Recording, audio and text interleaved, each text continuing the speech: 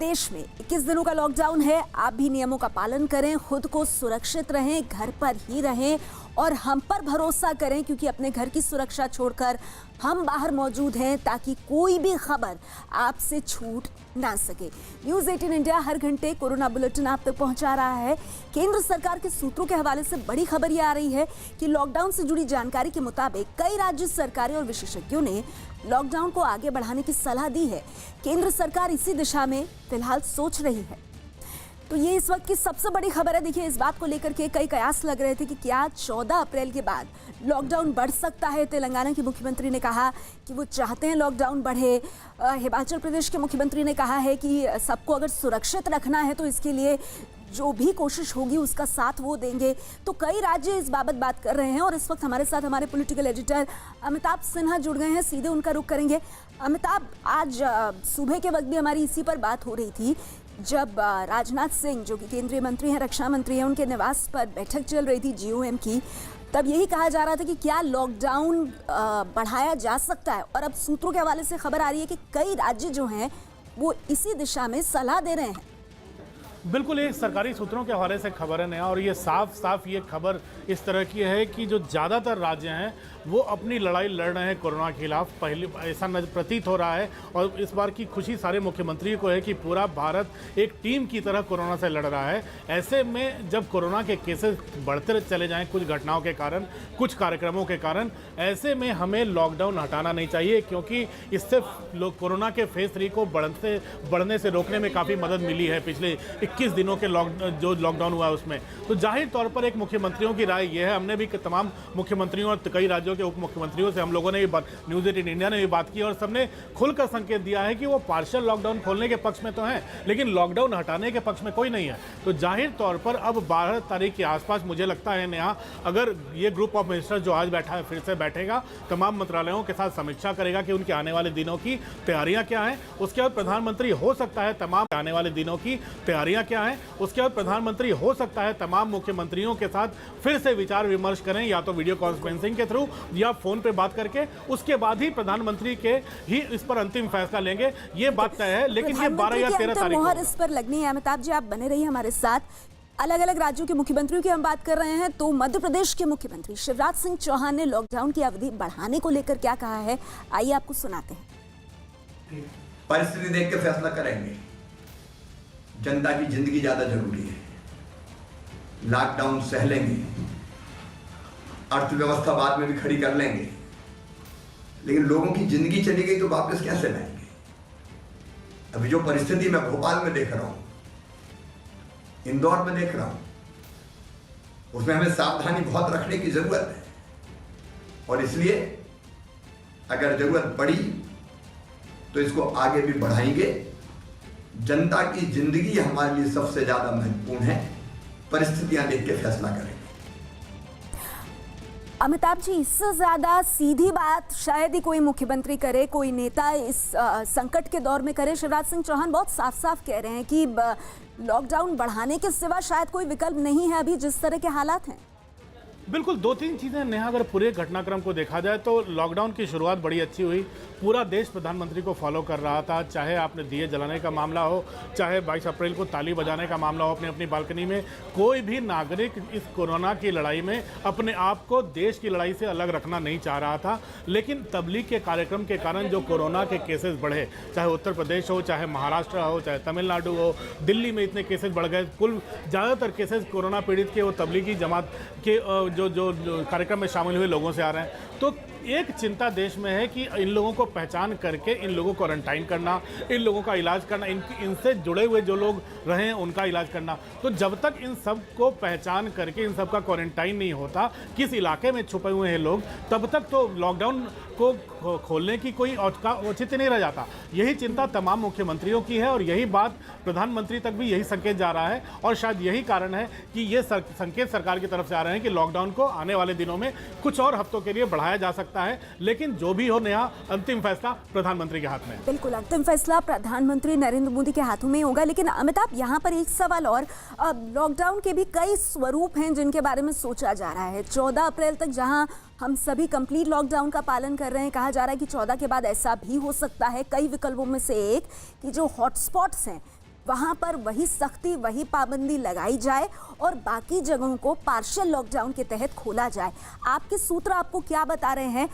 ऐसे किसी प्रपोजल पर कितनी गंभीरता से विचार हो रहा है? मैं आपको बता दूं, हर प्रस्ताव पे गंभीरता से विचार हो रहा है। प्रधानमंत्री ने कम से कम आधे दर्जन एम्पावर्ड ग्रुप बनाए हुए हैं, जिसमें मंत्री भी हैं, जिसमें अधिकारी भी हैं, जो अपने अपने तरीके से तमाम क्षेत्रों से इंटरैक्ट कर रहे हैं। एक एम्पावर्ड ग्रुप नीति आयोग का है, जो कि private sector, NGO, civil services, civil society में काम करने वाली संस्थाओं और वर्ल्ड हेल्थ ऑर्गेनाइजेशन, यूएन की एजेंसीज के साथ इंटरैक्ट कर रहा है।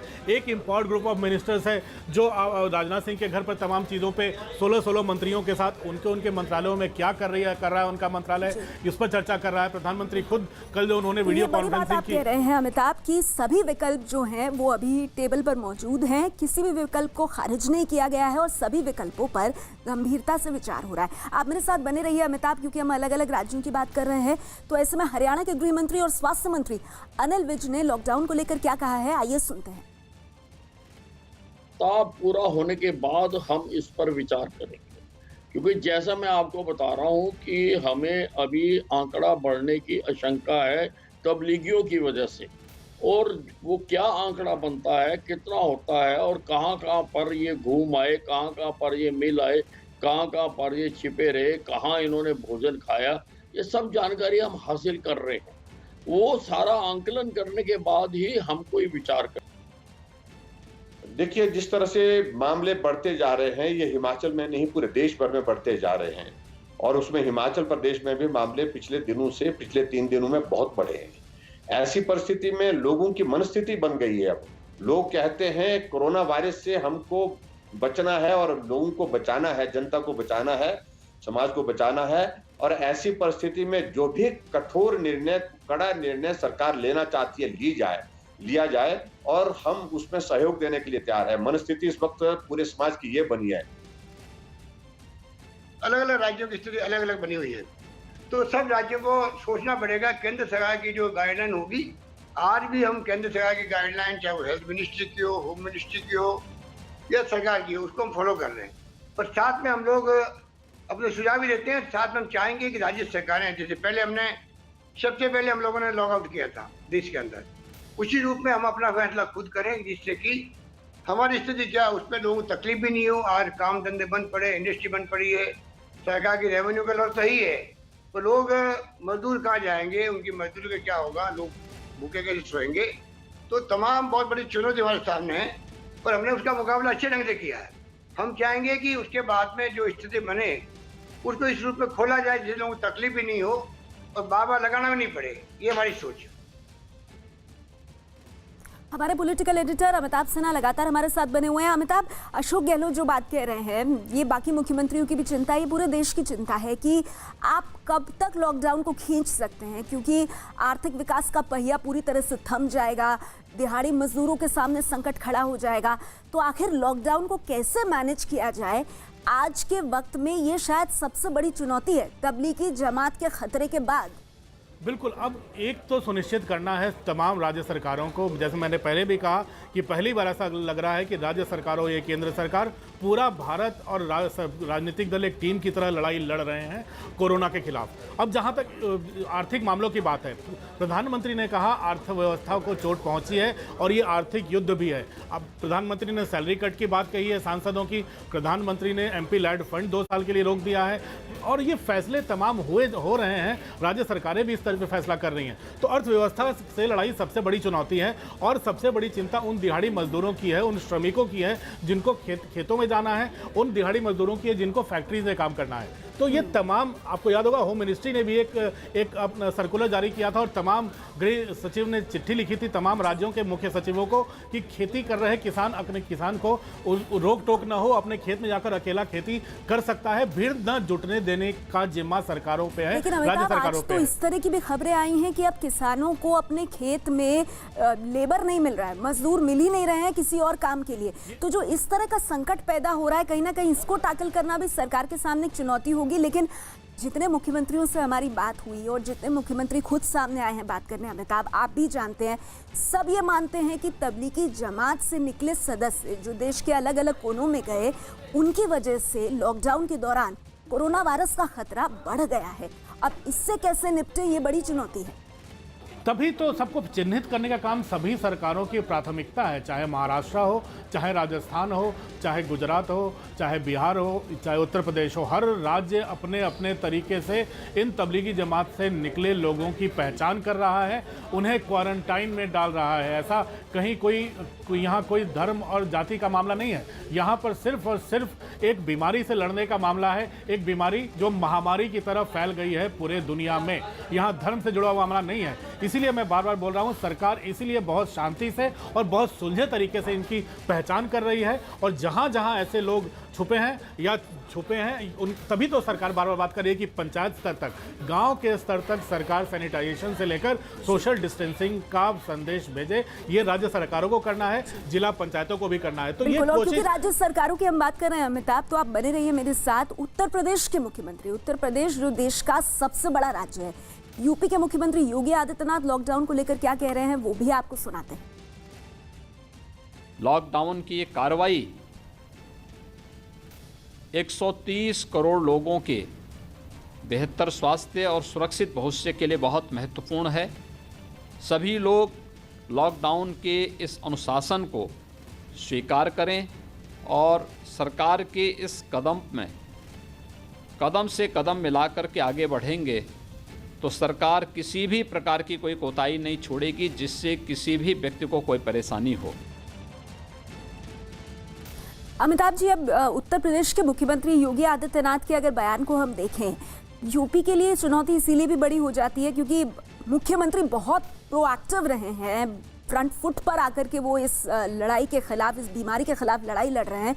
लेकिन इसके साथ ही हॉटस्पॉट्स की अगर बात करें तो नोएडा एक ऐसे हॉटस्पॉट के रूप में सामने आया है जहां केसेस बढ़ते गए हैं और ऐसे में लॉकडाउन अगर बढ़ेगा तो कहीं ना कहीं जो हॉटस्पॉट्स है यहाँ पर स्थिति को नियंत्रण में लाने में मदद मिलेगी। बिल्कुल यही संदेश है कि हॉटस्पॉट्स जो हैं वहाँ लॉकडाउन बरकरार। एक बहुत बड़ा प्रस्ताव यही है कि देश भर में जितने हॉटस्पॉट्स हैं उनकी पहचान की जा रही है। एक जो विकल्प की बात कर रहे थे नेहा, उसमें सबसे बड़ा विकल्प यही है कि इन हॉटस्पॉट्स को आप लॉकडाउन रखो, ना यहाँ कोई बाहर वाला आ पाए ना अंदर वाला बाहर जा पाए, बाकी रोजमर्रा की चीज़ों की आपूर्ति वहाँ अबाध रूप से चलती रहे। ये सबसे बड़ा विकल्प था। एक विकल्प ये था कि जो सीमा पर फैक्ट्रियाँ हैं उनको अगर खोला जाए तो दिहाड़ी मजदूरों का पलायन जो हो रहा था वो रुक जाएगा, उनको कम से कम दिहाड़ी मजदूरी मिलती रहेगी। ये जो मजदूर जो श्रमिक काम कर रहे हैं जो बॉर्डर्स पे, चाहे वो नोएडा हो चाहे दिल्ली के चारों तरफ फैले इलाके हो पश्चिमी दिल्ली में, तो ऐसी तमाम चीज़ें पर चर्चा चल रही है। लेकिन अंतिम फैसला अभी लेना बाकी है। जैसा ही मैंने बताया, इम्पॉर्ट ग्रुप ऑफ मिनिस्टर जो राजनाथ सिंह की अध्यक्षता में है उसमें 16 मंत्री हैं, मतलब 16 मंत्रालय इस पर विचार कर रहे हैं कि उनका मंत्रालय कैसे कंट्रीब्यूट कर सकता है। प्रधानमंत्री ने तमाम मंत्रियों से कल पूछा है वीडियो कॉन्फ्रेंसिंग के जरिए कि आपका मंत्रालय लॉकडाउन हटने की स्थिति में या फिर लॉकडाउन बने रहने की स्थिति में क्या कर सकता है। तो मुझे लगता है अगले 3-4 दिन सभी अपनी बातें का आकलन करेंगे, रिपोर्ट प्रधानमंत्री तक जाएगी, जीओएम फिर से बैठेगा, तब तक प्रधानमंत्री मुख्यमंत्रियों से ही बात कर लेंगे, लेकिन फिर वही 100 बात की एक बात, अंतिम फैसला प्रधानमंत्री करेंगे, ऐलान वही करेंगे। जी अमिताभ, एक चीज और बताइए, सबसे बड़ा फैक्टर, वो सबसे बड़ा कारण क्या हो सकता है जिसे ध्यान में रखकर अगर ऐसी परिस्थिति बनती है कि लॉकडाउन बढ़ाया जाना चाहिए तो उसका सबसे बड़ा कारण, सबसे कंपेलिंग रीजन क्या हो सकता है आपकी नजर? देखिए, ये जो चीज़ें फैली हैं, पहले एक हफ्ते में हमें लग रहा था कि हमने फेज़ 3 में जाने से रोक दिया है कोरोना को, लेकिन जिस तरह से कोरोना के संक्रमित मरीजों की संख्या बढ़ी और अगर मान लो 100 बढ़ रही है, उसमें अगर 32 से 34 मामले अगर तबलीगी जमात से निकले हुए कार्यक्रम में शामिल हुए लोगों से आ रहे हैं तो ये बड़ी चिंता का विषय सरकार के लिए था। और जाहिर तौर पर यह चिंता का विषय सरकार के लिए था तो ये राज्य सरकारों के लिए भी था। आपको याद होगा योगी आदित्यनाथ सुबह से शाम तक वीडियो कॉन्फ्रेंसिंग ही कर रहे हैं अपने तमाम जिलाधिकारियों के साथ, पुलिस कमिश्नर्स के साथ, और एक जिले में, एक गांव में वो उन लोगों की पहचान करने में यूपी पुलिस जुटी हुई है। तो ऐसी तमाम चीजें, कोशिशें चल चल बड़ा रही है, बहुत टास्क है बहुत ये बड़ा अमिताभ। टास्क है। और आज जैसे दिल्ली के मुख्यमंत्री ने भी अपना 5G प्लान प्रस्तुत किया तो समझ में आ गया ये जो समस्या है कितनी विकराल है और कितनी तरीके से इसको हैंडल करना है। इस बीच जो गुजरात के उप मुख्यमंत्री हैं नितिन पटेल, उन्होंने लॉकडाउन को लेकर क्या कहा है, उनका बयान भी सुनते हैं। तब भारत सरकार पूरी परिस्थिति को देखते हुए आगे क्या करना वो निर्णय करेगी। लॉकडाउन एक राज्य खत्म करे या एक राज्य बढ़ाए उससे कोई फायदा नहीं है। पूरे देश को इसका अमल करना चाहिए, तभी उसका पूरा फायदा होगा। एक राज्य चालू रखे एक राज्य बंद रखे इसमें कोई मतलब नहीं है। तो भारत सरकार सब सोच के हम सबको जो परामर्श करेगी देश के सभी राज्यों को, इस प्रकार सभी राज्य निर्णय करेंगे और गुजरात सरकार भी भारत सरकार जो मार्गदर्शन देगी उस प्रकार उसका अमल करेगी। अमिताभ जी, नितिन पटेल कह रहे हैं कि एक राज्य लॉकडाउन बनाए रखे और एक राज्य लॉकडाउन हटा दे, इस तरह से ये लॉकडाउन की प्रक्रिया सफल नहीं होगी। उनके इस बयान को कैसे देखा जाए? बिल्कुल सही करें। अगर लोगों की आवाजाही शुरू हो गई तो हमारी सड़कों पे अगर इक्का दुक्का लोग दिख रहे हैं तो 25,000 लोग दिखने में ज़्यादा वक्त नहीं लगेगा। और जहां भीड़ जुटी, कोरोना का संक्रमण अगर 10 दिन नहीं निकला है तो हो सकता है कि वो 15 दिन 20 दिन के बाद निकल जाए। ये कभी भी संक्रमित हो सकता है जब तक WHO और भारत सरकार और हेल्थ मिनिस्ट्री ये सुनिश्चित न कर दे कि अब हम फ्री हो गए। इसमें कम से कम 2 से 3 महीने और लगेंगे पूरी तरह से इससे छुटकारा पाने में। नेहा, ये स्वास्थ्य मंत्रालय भी कर रहा है, ये WHO भी कह रहा है। लेकिन लॉकडाउन तभी कारगर साबित हो सकता है जब सभी राज्य इसका पालन करें। और अगर पार्शियल लॉकडाउन भी खुलता है तो ये सड़क पर जमने वाली भीड़ को रोक नहीं पाएगा। असम में तो इनर लाइन परमिट जारी करने की योजना सरकार बना रही है ताकि अगर कुछ लोग आज काम कर रहे हैं तो कुछ लोग बाद में काम करें, एक साथ सड़कों पे भीड़ न जुटे। तमाम राज्यों ने अपना अपना प्लान बनाया हुआ है, वो प्लान सेंटर के पास आ रहा है एक एक करके, मंत्रालय अपना प्लान बना रहे हैं और इसके बाद प्रधानमंत्री फैसला तो करेंगे ही। लेकिन सब जानते हैं कि बिना लॉकडाउन को पूरी तरह से इंश्योर किए हुए, इंप्लीमेंट किए हुए एक साथ जैसा अभी सफलता मिल रही वैसी सफलता नहीं मिल पाएगी। जी अमिताभ, अगर हम विदेशों की भी बात करें, चाहे अमेरिका हो, चाहे यूके हो, चाहे इटली हो, चाहे स्पेन हो, हर जगह हम देख रहे हैं कि खासतौर पर जो बहुत बुरी तरह प्रभावित इलाके हैं या बहुत बुरी तरह प्रभावित देश हैं, वहाँ पर शुरुआत में जो लॉकडाउन की मियाद थी उसके बाद हार करके आपको उस मियाद को बढ़ाना पड़ा क्योंकि स्थिति जो थी वो नियंत्रण में नहीं आ रही थी। अगर उन देशों के उदाहरण को भी देखा जाए, हालांकि भारत ने कदम बहुत पहले उठाया, WHO ने मोदी सरकार के इन कदमों की तारीफ की है, लेकिन विदेशों में जिस तरह की स्थिति है उसको भी उदाहरण बनाते हुए देखा जाए तो जो राज्यों की सलाह है लॉकडाउन बढ़ाने की, क्या आपको लगता है कि केंद्र सरकार काफ़ी गंभीरता से लेगी इस सलाह को? बिल्कुल, सरकार हर सलाह को गंभीरता से ले रही है नेहा, पहली बात। और जहां तक पश्चिमी देशों का सवाल है या फिर अमेरिका का, एक बात तो हमेशा सामने आ रही थी कि उन्होंने लॉकडाउन को वहां के लोगों ने लाइटली लिया। हालांकि स्वास्थ्य के मामलों में या दूसरे मामलों में वो हमसे कहीं आगे हैं, अगर 100% आगे हैं। हेल्थ सिक्योरिटी के मामले में हो, चाहे हेल्थ का मामला हो, ये तमाम चीज़ें ऐसी हैं जिसमें वो देश आगे हैं। लेकिन जो हम लोगों ने डिसिप्लिन दिखाया है भारत ने, वो डिसिप्लिन सबके सामने एक उदाहरण बन के खड़ा है। आज हर देश भारत के आगे सलाह मांग रहा है कि आयुर्वेद से कैसे हमें इससे निजात मिलेगी, हमें नेचुरोपैथी से इससे कैसे निजात मिलेगी, हमें योगा से कैसे इससे निजात मिलेगी। तो आयुष मंत्रालय ने एक अपना डूज एंड डोंट्स जारी किया था पिछले हफ्ते, वो प्रधानमंत्री ने ट्वीट भी किया था।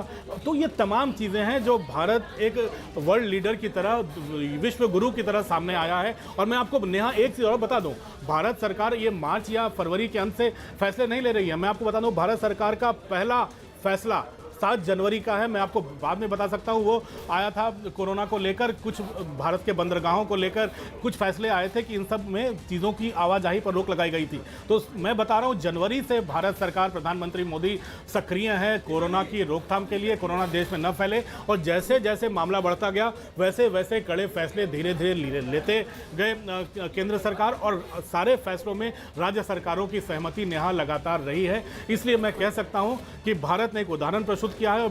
और पहली बार नेहा मैं कहना चाहूँगा कि एक ग्लोबलाइजेशन जिसमें भारत अमेरिका से बात कर रहा है, अमेरिका रशिया से बात कर रहा है, भारत ऑस्ट्रेलिया से बात कर रहा है, ब्राज़ील से बात कर रहा है, तमाम बड़े देश आपस में बात कर रहे हैं, इसलिए मानवता को बचाने के लिए। पहली बार आतंक पे चर्चा नहीं हो रही है, पहली बार हथियार के लेन देन पर चर्चा नहीं हो रही अब है। हर चीज बहुत गौण हो गई है अमिताभ, अब किसी चीज के कोई मायने नहीं है, क्योंकि कोरोना ने इतना विकराल रूप लिया है और एक ऐसी अदृश्य ये बीमारी है जिसकी वैक्सीन, जिसकी दवा अभी तक नहीं मिली है। लेकिन क्योंकि WHO ने भी भारत के जितने कदम हैं, भारत सरकार ने, मोदी सरकार ने जो कदम उठाए उनकी तारीफ की, और लगातार जो विश्व स्वास्थ्य संगठन के कोरोना को लेकर स्पेशल ऑनवॉय हैं, उन्होंने कहा कि भारत आगे चलकर इस पूरे मामले को किस तरह से हैंडल करता है वो ये डिसाइड करेगा, वो ये तय करेगा कि कोरोना का संक्रमण किस तरह से रुकता है। अब मसलन अशोक गहलोत जो राजस्थान के मुख्यमंत्री हैं, वो कह रहे हैं कि अगर ज़रूरत पड़ी तो लॉकडाउन बढ़ाना भी पड़े तो इसमें कोई दिक्कत नहीं है।